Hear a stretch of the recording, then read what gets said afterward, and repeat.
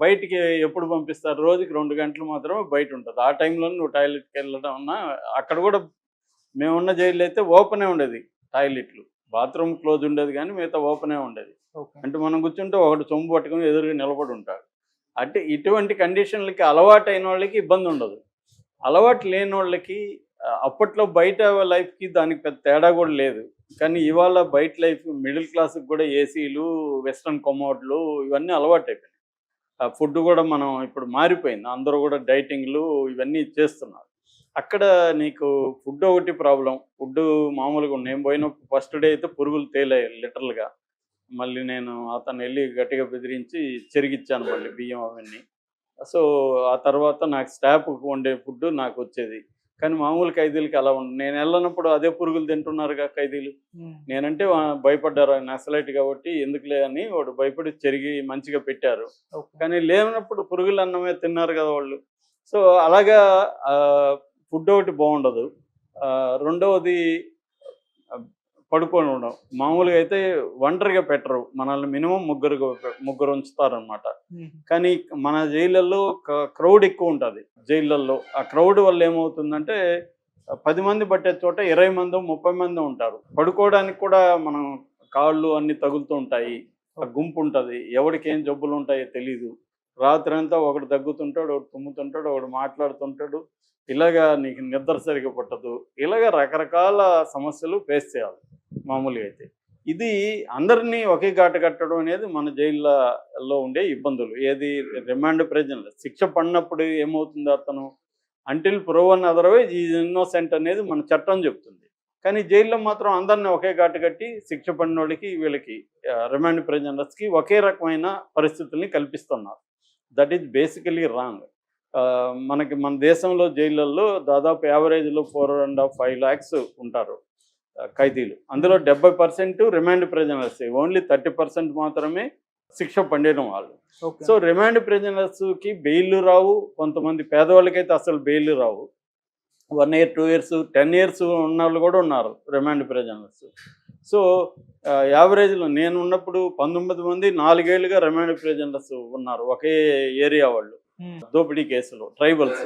So, వాళ్ళ వాళ్ళ జైల్‌లో అన్ని పనులు వీళ్ళ దగ్గరే చేయించేవాళ్ళు. రూల్ ప్రకారం వీళ్ళ దగ్గర పనులు చేయించకూడదు. రిమాండ్ ప్రిజనర్స్ అనే వాళ్ళ దగ్గర పనులు చేయించకూడదు. ఓన్లీ కన్విక్టెడ్ వాళ్ళ దగ్గర చేయించాలి. హ్మ్. కానీ అక్కడ ఎవరు అడుగుతారు? వీళ్ళ తరపున మాట్లాడేవాడు ఎవడుంటాడు? కాబట్టి వీళ్ళేం చెప్తే అది జేస్తారు. సో, వంట, క్లీనింగు అన్నీ వీళ్ళే జేసేవాళ్ళు. ఓకే. సో, ఇలాగా మామూలుగానే ఖైదీల పరిస్థితి ఘోరంగా ఉంటది. ఇప్పుడు అపోజిషను వంశీ. అపోజిషన్ ఉన్నప్పుడు ఏం జెప్తారు? వీడిని కొంత స్ట్రిక్ట్‌గా జూసుకోండి అని జెప్తారు. ఇబ్బందులు పెట్టండి అని జెప్తారు. సో, వాళ్ళు ఇబ్బందులు పెట్టదలుచుకుంటే బాగా పెట్టొచ్చు. అన్నిటికి రూల్స్ వచ్చేస్తాయి అప్పుడు. మామూలుగా అయితే రూల్స్ లేకుండా డబ్బులిస్తే చాలా పనులవుతాయి. హ్మ్. నేనున్నప్పుడు గూడా చూసాను డబ్బులిస్తే మటను, చికెను వార్డర్‌లే వాళ్ళ ఇంట్లో వండిపెట్టి మనకు తీసుకొచ్చి పెడతారు. అట్లాగే డబ్బులిస్తే మనకు మంచి మన బెడ్‌షీట్లు మనం ఇంట్లో నుంచి తెచ్చుకోవచ్చు నీట్‌గా ఉన్నాయి. సబ్బులు దగ్గర నుంచి అన్నీ వాళ్ళిచ్చే సబ్బులు బావుండవు. హ్మ్. సో, అన్నీ మనం నీట్‌గా చేసుకోవచ్చు. బయట నుంచి ఫుడ్ గూడా మనకి తెప్పించుకోవచ్చు డబ్బులిస్తే. ఇవన్నీ జరుగుతాయి మామూలుగా. ఓకే. ఈవెన్ ఫోన్‌లు అవన్నీ గూడా నేను చాలా సార్లు చెప్పాను. ఆ మధ్యన మా ఫ్రెండ్ బెంగుళూరు జైలు నుంచొస్తే అది 5,000 మందున్న సెంట్రల్ జైలు. దాంట్లో డ్రగ్స్ గూడా వాళ్ళే సప్లై జేస్తున్నారు. 70% ఖైదీలు డ్రగ్స్ వాడుతున్నారు. ఇడ్లీలు, వడలన్నీ గూడా అమ్ముతారు అక్కడే. ఒక దీంట్లో. హ్మ్. అవన్నీ రూల్ ప్రకారం అమ్మకూడదు. కానీ అమ్ముతున్నారు. అది ఒక ఇడ్లీ రూ. 100, ఒక దోస 250 అలాగా అక్కడ డబ్బులుంటే ఖైదీకి డబ్బులుంటే లగ్జరీగా అక్కడ గూడా ఉండొచ్చు. ఇంకా పెద్ద జైళ్ళల్లో అయితే నాకు హెల్త్ బాలేదని జెప్పి హాస్పిటల్‌లో జాయిన్ అవ్వచ్చు. జైల్లోనే హాస్పిటల్ ఉంటది. అక్కడ మంచి బెడ్స్ ఉంటాయి. బ్రెడ్డు కొద్దిగా సౌకర్యంగా ఉండొచ్చు.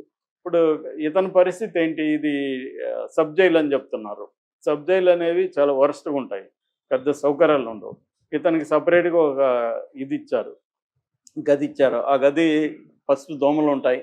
క్లీనింగ్ ఉండదు. ఫ్యాను ఉందా లేదా సరిగ్గా తెలీదు. ఎండాకాలం స్టార్ట్ అయింది. హ్మ్. విజయవాడలో ఎండలు ఎలా ఉంటాయో తెలుసు మనకి. కాబట్టి వేడి భయంకరంగా ఉంటది. వేడి, దోమలు. ఓకే. తర్వాత ఆయన కింద పడుకోవాలి. ప మంచం గాని ఏమీ లేదు. కనీసం మామూలు కొన్ని జైళ్ళల్లో చిన్న ఎత్తుగా ఉండే ఒక బెడ్ లాంటిది సిమెంట్ జేసుంటారు. హ్మ్. అట్లాంటిది గూడా ఈయనకి లేదు.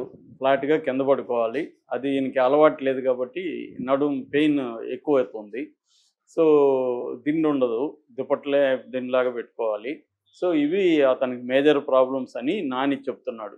సో రెండోది పరదాలు కట్టుంటారు, 24 అవర్స్ ఒంటరిగా ఉండాలి. అతనికి ఏదన్నా చదువుకోవడానికి ఇచ్చారో లేదో తెలియదు. మామూలుగా అయితే చదువుకోవడానికి పుస్తకాలు అడిగితే ఇవ్వాలి. మరి సబ్జెక్టులో ఏమున్నాయో తెలియదు. నేనైతే పేపర్లు కూడా తెప్పించుకునేవాడిని బయట నుంచి. నాకు జైలుకి పేపర్ వచ్చి వేసేసిపోయేవాడు, చందా కట్టేవాడు నేను. వాళ్ళకి మంత్లీ సబ్స్క్రిప్షన్ ఉండేది. మామూలుగా రిమాండ్ ప్రిజనర్స్కి ఈ సౌకర్యాలు ఉండాలి. మామూలుగా అయితే అందరికి ఉండవు, డబ్బు కూడా ఉండదు. సో ఇప్పుడు వంశీకి అయితే ఖచ్చితంగా ఇదంతా ఆయన పాయింట్ ఆఫ్ వ్యూలో నరకమే. కానీ అదే నరకం 4-5 లక్షల మంది అదే నరకాన్ని అనుభవిస్తున్నారు కదా, ఈయనకి మాత్రం ఎందుకు స్పెషల్ అనే ప్రశ్న వస్తుంది. ఏదేమైనా కోర్టులో ఆయన తెప్పించుకోవాలి, ఇప్పుడు వేరే మార్గం లేదు. రిక్వెస్ట్ చేయాల్సిందే, వాళ్ళ మీద కంప్లైంట్ చేయడానికి లేదు. వాళ్ళు ఏమన్నా అంటే అందరికి చేసేది నీకు చేస్తున్నాం అని అంటారు. చంద్రబాబు విషయంలో కూడా అదే విమర్శించారు కదా, ఎంత ఇచ్చినా ఆయనకి ఏసీ లేదు, కూలర్ లేదు, ఇవన్నీ చెప్పారు. ఏదైనా వాళ్ళ జైలు మాన్యువల్లో ఉన్న ప్రకారం వాళ్ళు చేస్తారు. నుంచే ఆయనకి మామూలుగా జైల్లో కూడా జగన్ అప్పుడు ఆదేశించాడు, ఆయనకి జైలు మాన్యువల్ ఏం అలో చేస్తే అది విఐపీలకి ఇచ్చే ట్రీట్మెంట్ ఇవ్వమన్నారు. ఆయనకి వేడి నీళ్ళు, సపరేట్ కుర్చీ, టేబుల్, తర్వాత బుక్స్కి ర్యాకు, ఆయన ఫుడ్, ఇంటి నుంచి ఫుడ్డు, ఇవన్నీ ఆయనకి వచ్చాయి. కార్డు ఇవన్నీ ఇచ్చారు ఆయన. జగన్ 16 నెలలు ఉన్నప్పుడు జగన్కి కూడా ఇవ్వలేదు, కిందనే పడుకున్న బిగినింగ్లో. తర్వాత కోర్టు నుంచి పర్మిషన్ తీసుకొని ఆయనకేవో కొన్ని సౌకర్యాలు ఇచ్చారు. ఆ మధ్య భాస్కర్ రెడ్డి, జగన్ వాళ్ళ చిన్నాన్న, వివేకానంద రెడ్డి హత్య కేసులో ఉంటారు కదా, ఆయన కూడా వెన్నునొప్పి ఇవన్నీ ఉంటే కోర్టు ద్వారా పర్మిషన్ తీసుకొని ఇచ్చారు.